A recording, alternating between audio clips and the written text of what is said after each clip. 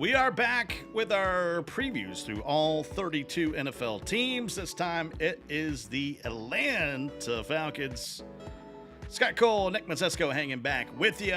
We just got through with the Panthers last week as we've been working through this division, and we have officially, Nick, reached the bottom. We have reached the bottom of the division. I don't have my floaties around me.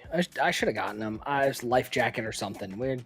We started from the bottom, and now we're at the bottom. Yeah, we are at the bottom, and we were talking about it before we jumped on air here. Fans, you're going to wish, oh so desperately, that you had Matt Ryan as your quarterback. The guy you've been complaining about for years. You're going to be wishing you had him. We preview the 2022 Atlanta Falcons next.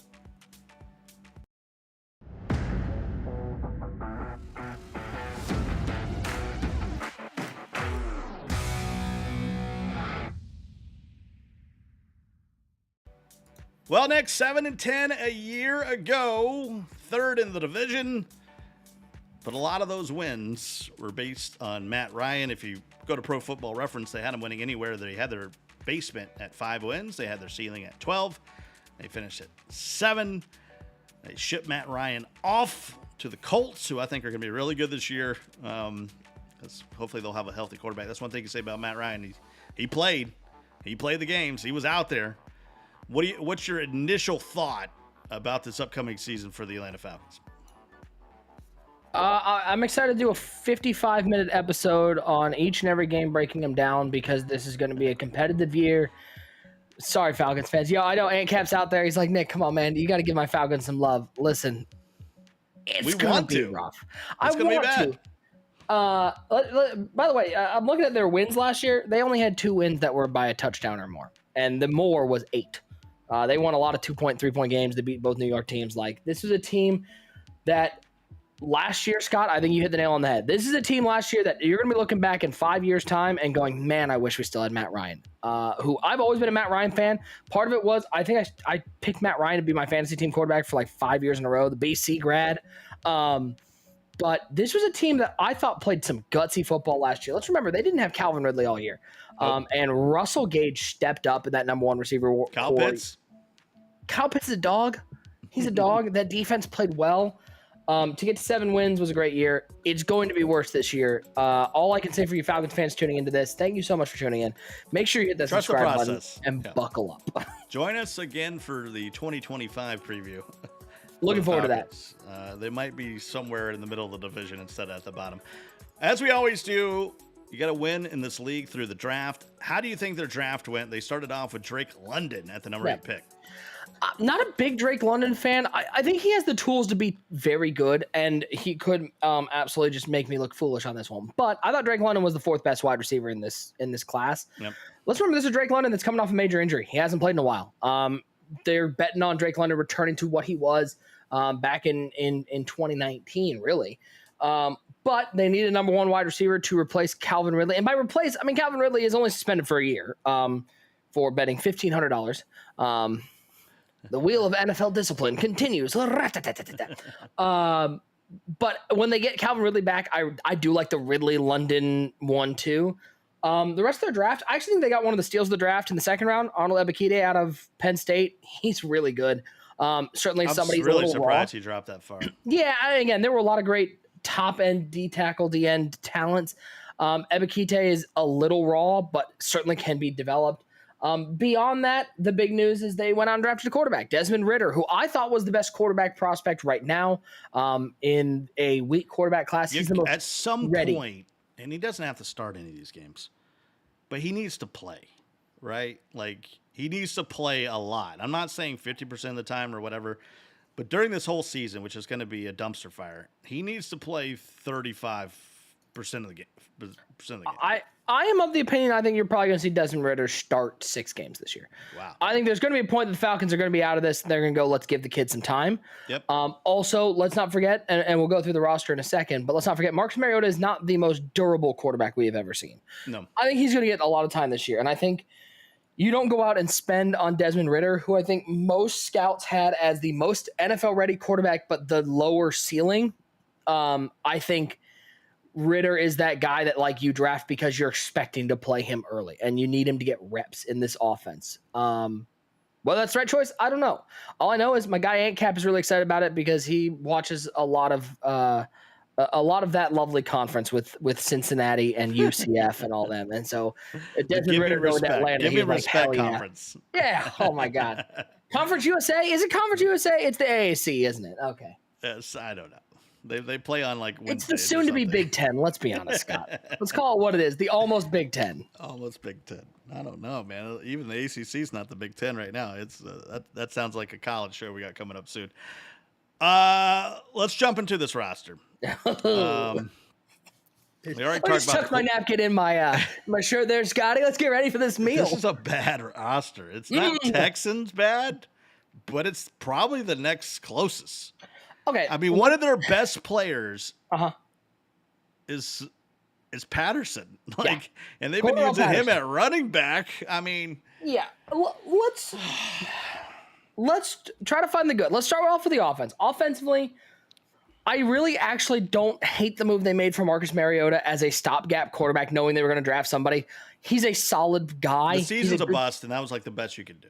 Exactly. I really don't like. I think getting for example, I think going out and getting a guy like Baker Mayfield would have been a waste for them. Like Baker Mayfield is a guy who can hold down a winning team. I think him being here, this team's a couple years from winning. It would be a waste. I'm interested to watch Baker on a losing team with the Panthers because, yeah, he tries to be a winner, right? Do you miss Cleveland, Baker? You thought Odell was the problem.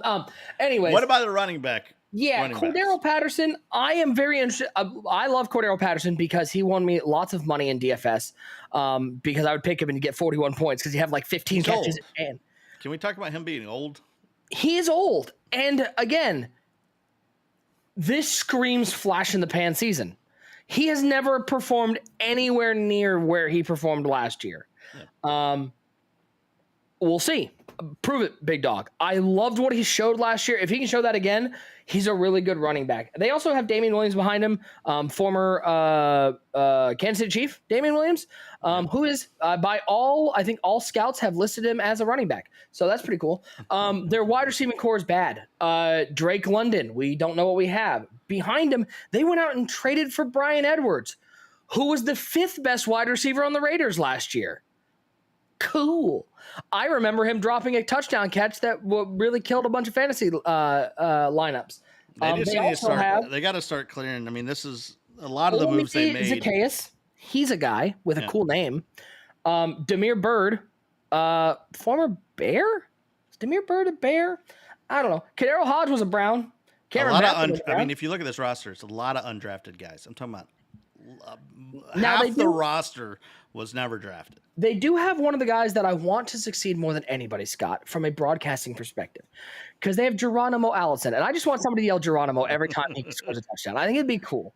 Tight end, strong. Kyle Pitts is very good. They also got behind him, former Tennessee Titan, who showed nice, can really fill that number 2 role. Their O-line is a mess. I mean, and they drafted most of these guys. I just want to put that out there. They drafted most of these guys. This is like half this team is guys who we thought were good in 2014. Yep. Like Jake Matthews has been in Atlanta forever and is okay. I would not say he's bad. He's okay. Chris Lindstrom, everybody sort of wanted to be this great interior guard. He's okay. Caleb McGarry's not good. He's not that good. They got Jermaine Ifedi behind. Like, this offensive line is disastrous, and they didn't improve it through the draft. So good luck. This offense is the roughest that we've gone through so far. That's just because of the order we're going. Also, they drafted one offensive lineman. They drafted Justin Schaefer out of Georgia. I mean, good bet. Go and take a Georgian offensive lineman, I guess. Like, cool. Yeah, he's versatile. We'll see where they plug him in. Is it like... But, Scott, am I crazy in thinking that defense might be worse? I like really the defensive line. I think Grady Jarrett is one of the best defensive tackles in the. I do too. And I'm not saying that just because I'm wearing a Clemson hat today. He's legit. Like, he is a legit player. Deion Jones behind him. So I kind of like them. I like them up the middle. Yeah. But it gets really scary the more that you start spreading this defense out. They got Arnold Ebiketie, who's probably going to start. Also behind him is a player by the name of Adekunbo Ogundeji, which is awesome. That's a great name. Awesome. Linebackers, Deion Jones has been there forever. Every time I see him, I play the G.I. Joe theme. Real American hero, Deion Jones. He was really good a couple years ago. Yep. He also has gotten hurt like 3 or 4 seasons. But I like him in that 3-4 scheme. Interior, he's a quick guy. He can cover. Lorenzo Carter was really good a couple years ago. Can he still be good in Atlanta? We'll see. Their corners aren't bad. A.J. Tyrell was actually criminally underrated. I don't think he got enough shine because he was on a bad team. But like PFF, he was one of the best press corners last year. He was stellar. Casey Hayward was always a solid guy. He's on the back end of his career, but I think it's a great veteran presence. Their safeties, I don't know who either of those players are, Scott. If you could look them up for me. Dean Marlowe and Eric Harris do not even like there's not even like I once saw him accidentally on a Madden roster. I don't. But the crazy thing is Dean Marlowe is going into this 8th season. Sure. You know what I mean? He's been here 8 years. I still have no idea who he is. He's not started many games. They do have 2 interesting players to keep an eye on. Eddie Goldman is now with the Atlanta Falcons, former Chicago Bear, somebody who I've always been really big on in that nose tackle role. I know he's on the back end of his career, but he's somebody who can really like be that sort of nose tackle role. I think they do okay against the run this year. I just think teams are going to throw all over them. They also got Nick Kwiatkowski at inside linebacker, who's always been sort of that sneaky guy that makes some big plays. The other guy, not because he's going to play, but because I find it hilarious that he's still on a roster, is Teez Tabor, former Detroit Lion, who was, everybody went, this guy is going to be the leader of our defense. And after 1 year, they went, nope, we were wrong. We were wrong about that one. Sorry, Teez. Have a great day. Also, let's not forget, Scott, because I know you like to bring him up. They have the best place kicker in the league. Second best, behind Justin Tucker. Young Ho. There's no need to feel down. I said, Young Ho. Young Hui Koo. I love me some Koo. He cool. And they got Bradley Pinion, who wrote a book on Good punter. Good punter. He's going to get a lot of work. Yeah. I hope in his contract, Bradley Pinion gets paid per punt because his quads and hamstrings are going to be ripped. He's getting some work this year. It's sorry, Atlanta Falcons fans. I mean, this is Young Ho. There's no. You want me to sing this the whole time? This could be the background music while we do the win-loss game because it's not pretty when we get. I don't know the process to tell you to trust. Okay, but let's just hope there's an amazing players in the draft in these next coming years because that's who you're going to need to turn this thing around. Atlanta's not a bad free agent market either. I think they actually have a pretty good owner there. Nice stadium. I mean, stadium's nice. Really nice stadium. Arthur Blank is. I think most people think Arthur Blank's a good guy, right? Yep. Like I haven't heard anything. Like I think people like playing for Arthur Blank. So this is not a franchise that I go. This is one that's going to be stuck for years. Like Houston, I don't know how they're going to get out of it. It's a bad market. Yeah. It's a team that doesn't have great ownership. That's going to be a 5-minute show. Yeah, we're going to come on and be like, the Texans are bad.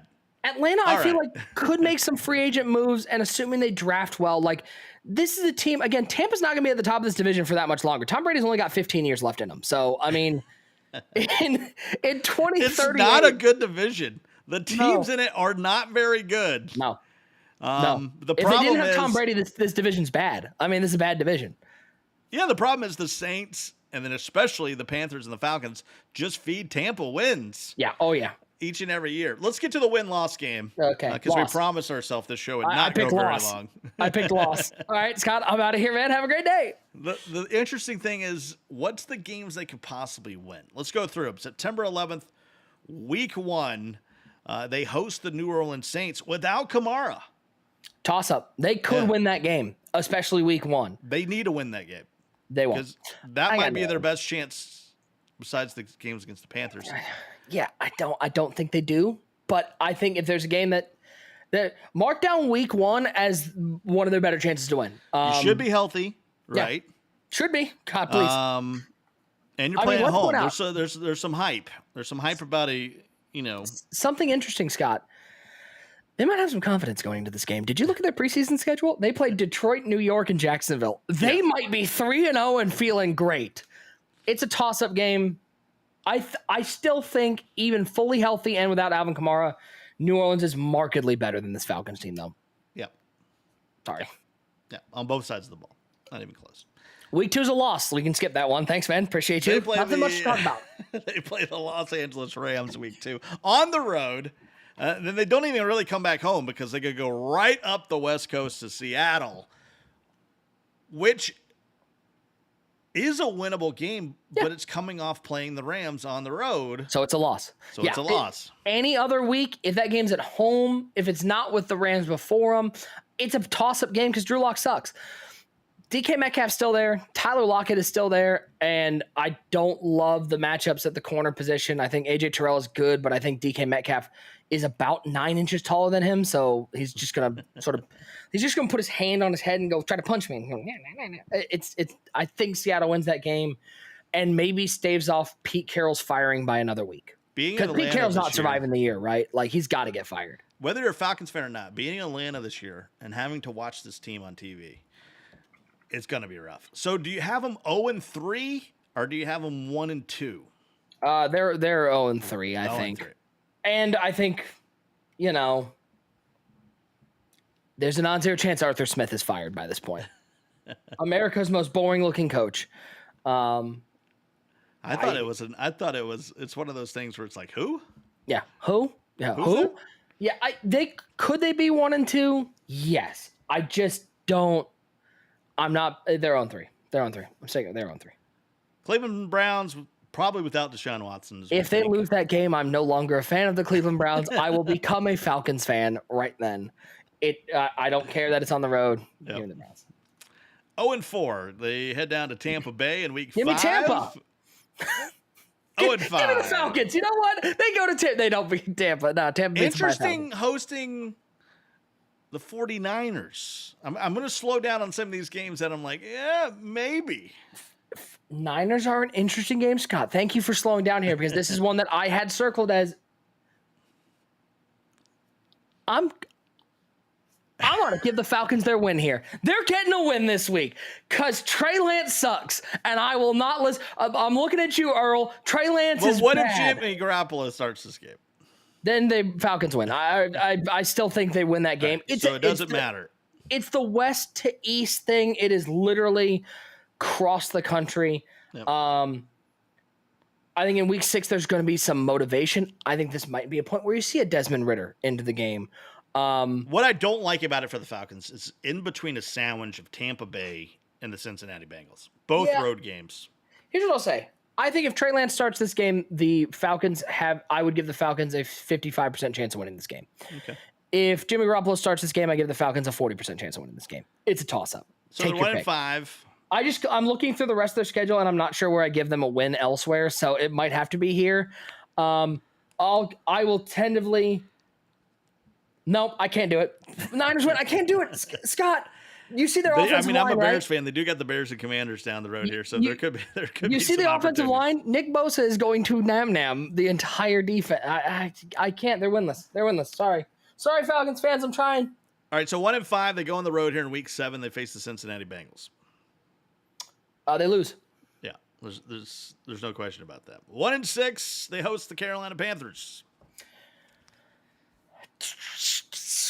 Both these games are some of their biggest chances to get wins this year. Yeah. Against the Panthers. Assuming Baker Mayfield is their quarterback and assuming Christian McCaffrey is healthy, the Panthers win this game. Any of those go differently? I think this is their best matchup. I steer towards.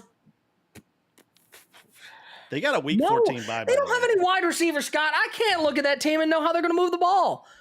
It's Cordero Patterson. I watched that team last year with Matt Ryan, who is a competent quarterback. I would say a good to very good quarterback. I mean, I love that Matt Ryan leaves this team because I'm telling you on the timeline, these Falcon fans have burned Matt Ryan down for like the last 5 years and maybe more. Like every game. If we didn't have Matt Ryan, we'd be blah, blah, blah, blah, blah. Well, now you don't. And, dog, I'm so excited for him to go to a city that really appreciates their quarterbacks, like Indianapolis. Oops. Can we get Matt Ryan a hug or something? Because the second he retires, as long as he plays, right? That's all they care about. Is if you play in Indy, you got a chance here. Yeah, Scott, I think Carolina's their best chance of a split in this division. I don't think they split with the other two teams. I think Carolina's their best shot. It will depend on the health. I'm playing the game where everybody's healthy, so I got Carolina winning that game. All right, so they are 1-7. Los Angeles No, they're winless. Chargers come to Atlanta and They're they get winless, obliterated. Yeah, it's gonna be a bloodbath. I legit think at this point in week 9 they are 0-9.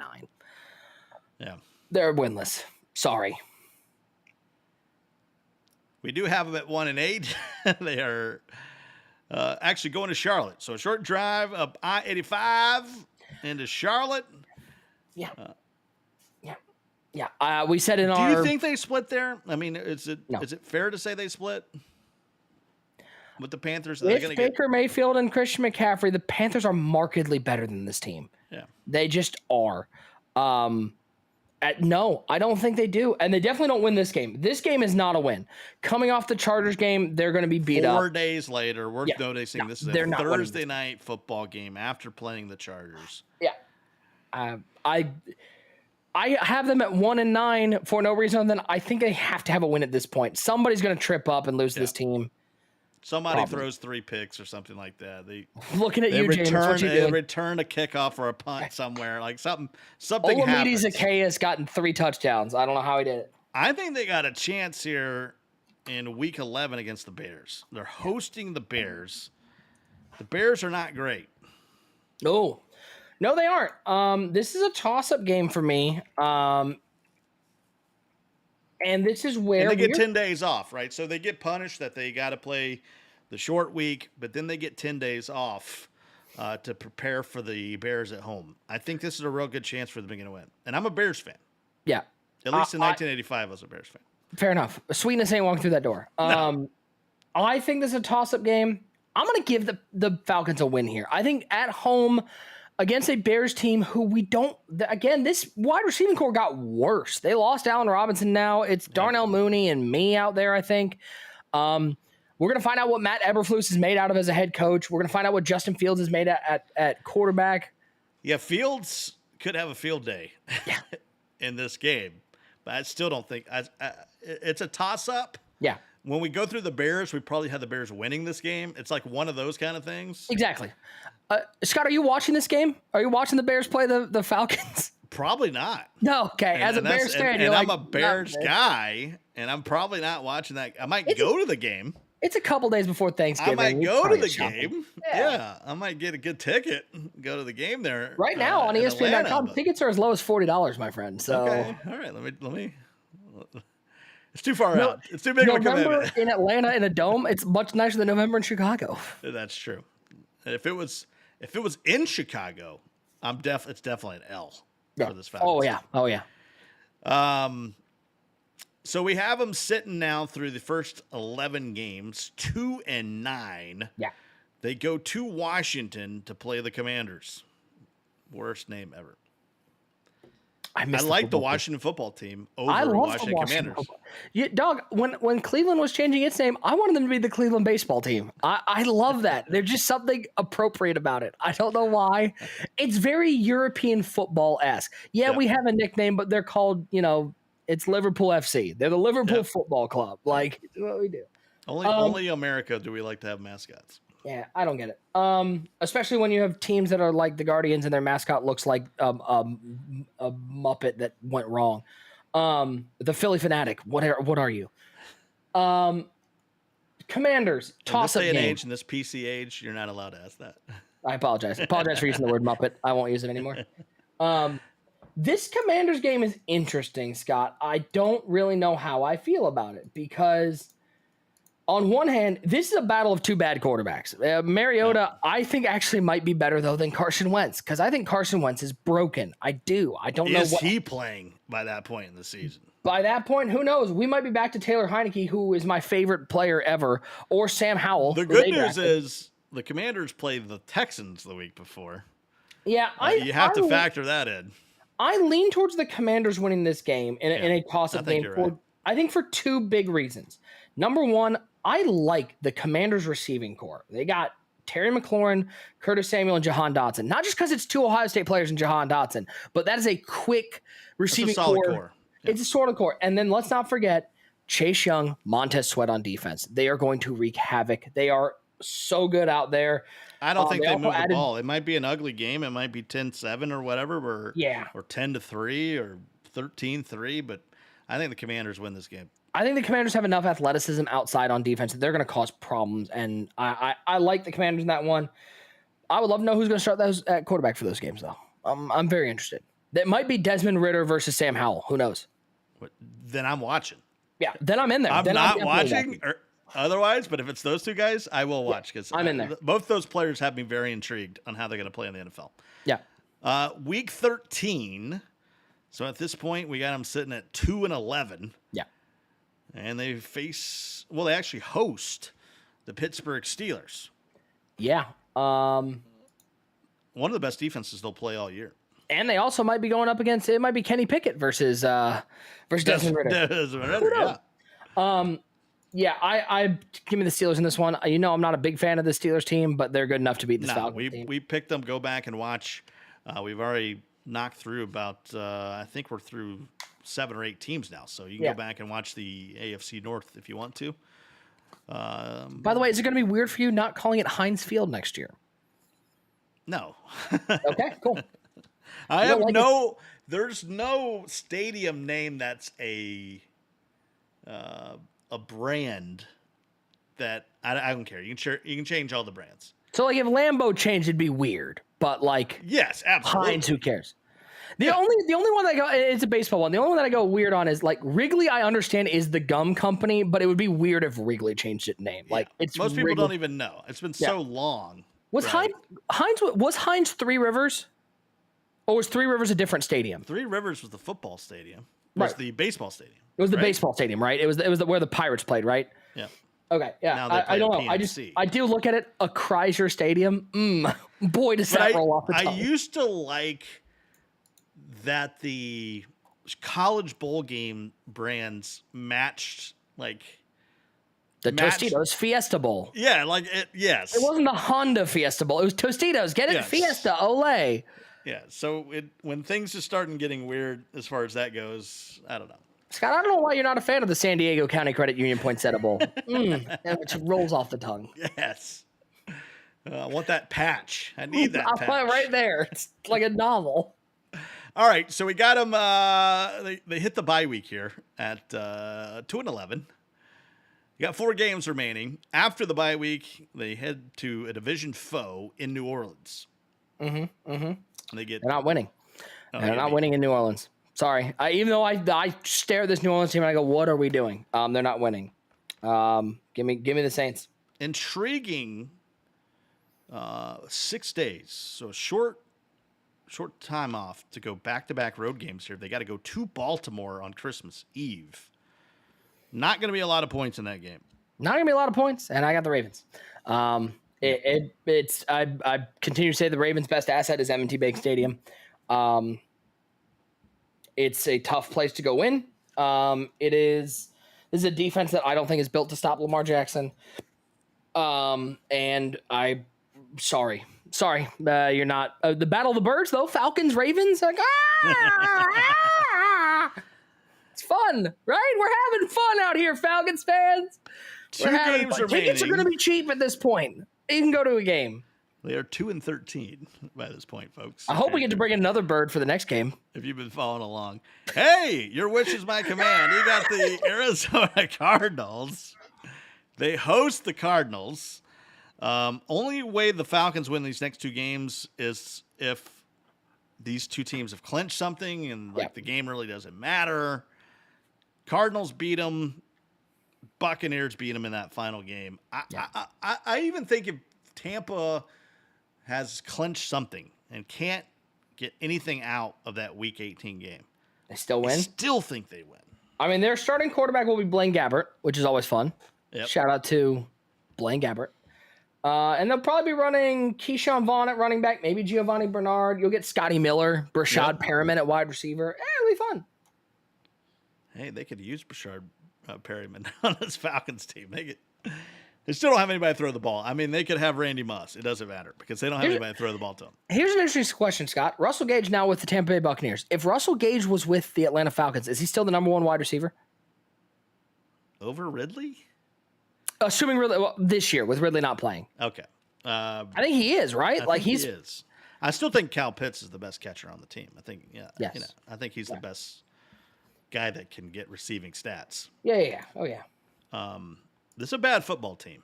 It is. Sorry, Falcons fans. We got you at 2-15, and I think that might be generous. What's the ceiling for this team? Oof. 4? Maybe 5. I'll say 5 is the ceiling. I think you could get to 5. Give me those 5 teams. If you can split with the Saints and split with the Panthers, because those are both teams we just don't know a lot about. Yeah. That's 2 wins right there. San Francisco can be your 3rd win. I think Seattle on the road is a winnable game, even though it's in Seattle. And I think your 5th game is Chicago. Yep. You could get Washington. I don't think you win all Chicago, Ravens. Washington, Seattle. Could be Ravens. Ravens are winnable too. There are winnable games here. I just don't think you're talented enough to win them. I don't think you're talented. The ceiling at 4. I think it's 4 or 5. Yeah, I do. I think Chicago, Washington, San Fran with Trey Lance starting, and Seattle are all very winnable games. Everything else is going to be tough. And what's the basement? We already got them at 2 wins. So what's the basement here? This team could go winless.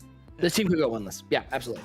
I think there's going to be some pressure too. That's why I'm like, you need to get out here and get some early wins. You need to beat the Saints. You need to beat the Seahawks, because if you don't, it's just the pressure is just going to keep flowing and flowing and flowing. It gets harder to get the win the longer you have a donut in the win column. Scott, there are 22 positions on the offense and defense. Do they have a starter at any position who is top 10 in their position? Kyle Pitts, maybe. Yeah. Maybe. I think he's borderline. I think Kyle Pitts looks really good because he's on a very bad team. I don't know if he's around there. If you put him on a good team, I think he's dominant too. But I don't think they have another top 10 player on their team. And that's why I think, I don't know if winless is fair. I think to be winless, you have to have incompetency at the head coaching position. Yep. What's up, Hugh Jackson? How you doing over there, bud? I think Arthur Smith is decent, not great. I think he'll be able to pull a win out of this team, especially if Desmond Ridder goes and plays. That sometimes fires up a team. It was the Baker Mayfield effect. Baker Mayfield starts against the Jets. They go out and they get their win. But yeah, this is a team. This is one of, I think, probably what we'll see is 4 teams in the NFL that have the ability to go winless. This is a bad team. Sorry, Falcons fans. This is year 1 of a very long rebuild. Where do we go next week?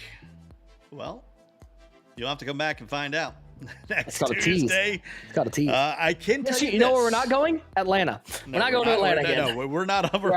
We're probably never allowed to go. I'm going to have to go over the top. I'm going to have to go through Chattanooga and then work my way over through the Great Smoky Mountains. I cannot go through. We're not allowed in the whole state of Georgia the rest of the time. Sorry. Telling you how it is. 2-15 is how we have these Atlanta Falcons. I can tell you this. I won't give you the team, but I will tell you we will be in the AFC. Doing a little flip-flop, AFC, NFC. Now we're heading back to the AFC next week. So you got a pretty good chance. Pretty good chance of knowing the teams that we're heading for. Nick, always been a pleasure. We will be back next week in the American Football Conference of the National Football League. Shout out to LinkedIn. We love you. LinkedIn, thanks for watching. Everybody out there, if you're watching and you haven't gone out there and checked out the Take It With You podcast, it launches immediately when the show ends out on Apple or Spotify or wherever you listen to it. It's actually where most people listen to it. And I'll say it on the other side. If you're listening to us and you want to see our ugly mugs, you can do that on YouTube, Facebook, Twitch. God, my nails are painted. You can see my painted nails. Yeah. Oh, boy. I actually just did this just so I could eat Cheetos and nobody would know if I actually ate Cheetos that day. So it's pretty cool. So you're welcome, America. That's too far as a Browns fan. We'll be back next week. AFC right here on the show.